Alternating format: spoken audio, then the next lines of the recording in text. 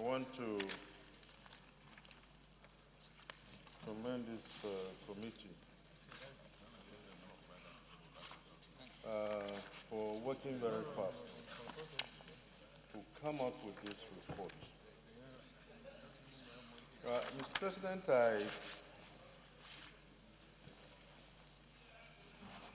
we had commended you before for sending the Senate Ad hoc Committee on Security, Architecture, and Infrastructure to Benue State. And they did a lot of work. That committee is headed by the leader of the Senate, and Senator Abu Ibrahim, a very distinguished Nigerian, is also a member of that committee. Mr. President, I've gone through this summary. I've gone through this report. What I want to say is that this report would have been more rounded if the governor, who has been so massively accused by the IGP, was also invited to make input into this. The committee would have had the opportunity to interact with him. I am informed that the mandate of this committee was restricted to the office and person of the IGP. And the IGP said on this, noting what was happening in Benue State, he moved immediately to Benue State. He didn't move to Benue State on his own.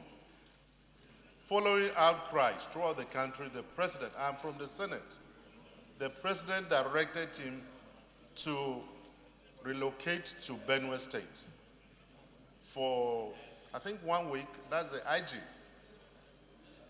He went to Benue State. He was there for 1 day. He spent 2 days in Nasarawa. And he left. His comments have always been very jaundiced. They are not based on professional soundness, and they do not show any detachment and impartiality.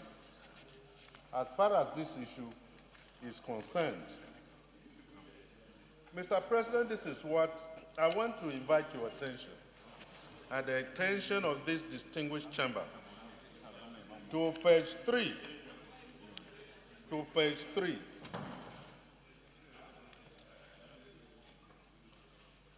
Subsection 4, that on the strength of claims by the Benue State government at the stakeholders meeting, alleging that there exists armed militia camped in Tuga, in our local government of Nasarawa State, are waiting to unleash mayhem on Benue people, he further visited Nasarawa State for facts-finding and engagement with stakeholders there, where he found that those claims were untrue.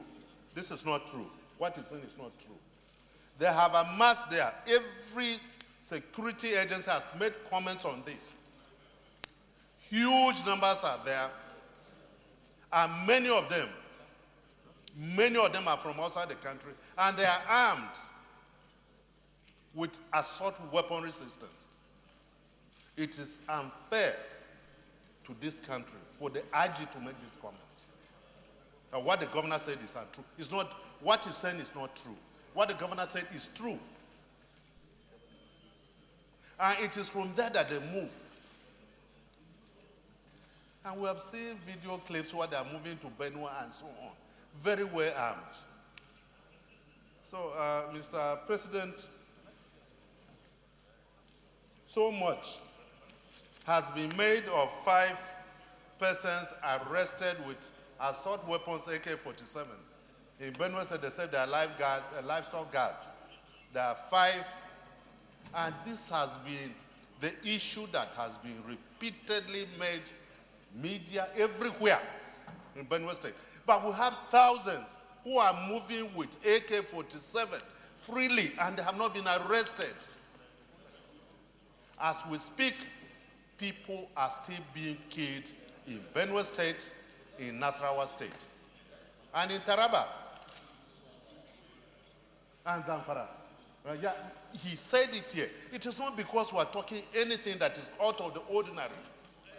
We are simply saying that there are armed people who are going around killing our people. It has nothing to do, for me, it has nothing to do with religion. It has everything to do with mischief, and perhaps it is economic deterministic. Mr. President, the AG has not been fair to the Nigerian people whom he has sworn to an oath to serve. All of us take our oath using the Constitution. We are determined to preserve, to promote, and to protect the Constitution of the Federal Republic of Nigeria. And that Constitution guarantees all of us the right to life. So something is going fundamentally wrong. And if the IG says this, are we sure he will even implement the directives of the president?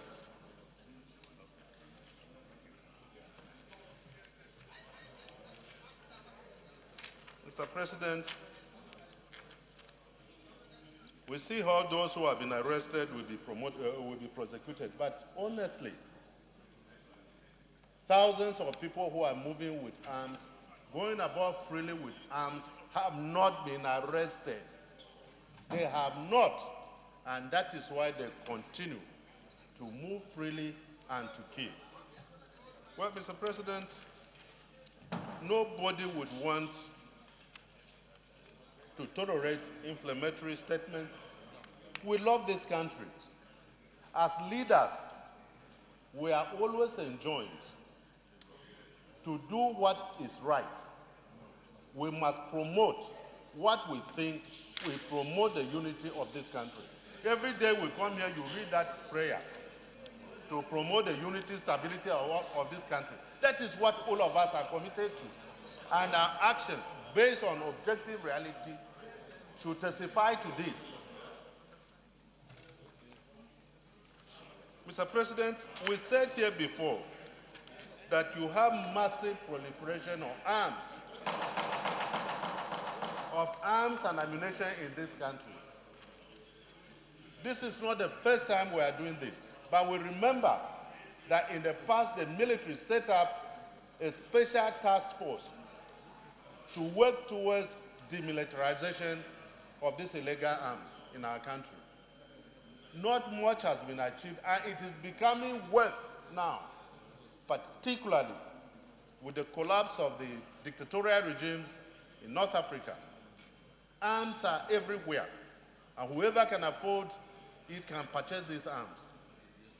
And so the federal government has quite a lot to do in that direction, and that is why the decision of the Senate to hold a security summit is very, very timely and should be supported by all. Mr. President, before I sit down once again, I want to commend you for setting up this committee, and I believe at the end of the day, once these issues are properly implemented, we'll begin to have peace. Nobody is at peace today in this country. I want to thank you so much for this opportunity to make my comments. Yeah, distinguished colleagues,